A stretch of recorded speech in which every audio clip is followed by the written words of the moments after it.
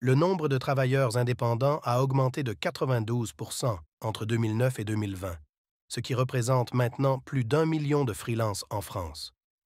On estime qu'en 2030, il y aura 100% de plus de freelances.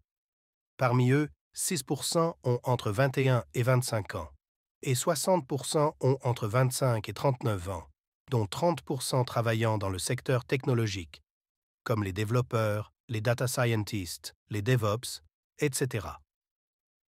Bienvenue dans ce nouvel épisode du podcast où nous abordons le thème du freelancing en 2024.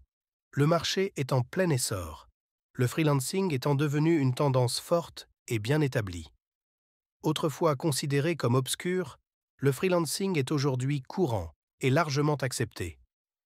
Les entreprises sont habituées à recruter des freelances, mais malgré cette croissance, beaucoup de freelances rencontrent des difficultés.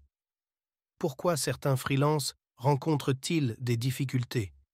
Avant tout, il est important d'aborder une attitude essentielle. Arrêtez de se plaindre.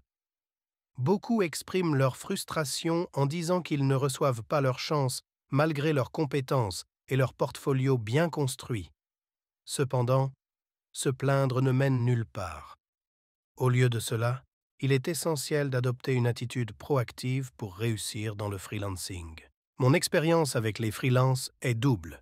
Puisque j'ai occupé les rôles de développeur en CDI et de freelance, ainsi que celui de recruteur de freelance, une activité que je poursuis actuellement.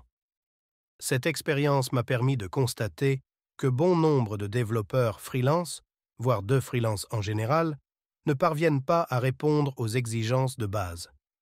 Par exemple, beaucoup d'entre eux n'ont pas de portfolio ou ne comprennent pas les besoins du client, ce qui peut être extrêmement frustrant pour ce dernier. Je me souviens d'une expérience où je travaillais avec des monteurs vidéo. Je leur ai expliqué précisément mes besoins, mais ils ont insisté pour suivre leur propre processus, ce qui a entraîné des complications et des retards dans le projet. Cette incompréhension des besoins du client n'est malheureusement pas rare. J'ai également eu des expériences similaires avec des freelances spécialisés dans d'autres domaines, comme la création de miniatures YouTube, où certains ne semblaient pas prendre en compte mes demandes. De plus, j'ai eu une expérience désagréable avec un assistant freelance. Tout semblait bien se passer au début, mais du jour au lendemain, il a disparu sans explication, ce qui démontre un manque de professionnalisme et de respect envers le travail engagé. Cela m'a vraiment refroidi pendant un certain temps. Enfin, j'ai observé que certains freelances ne possèdent tout simplement pas le niveau de compétence requis pour les tâches qui leur sont confiées.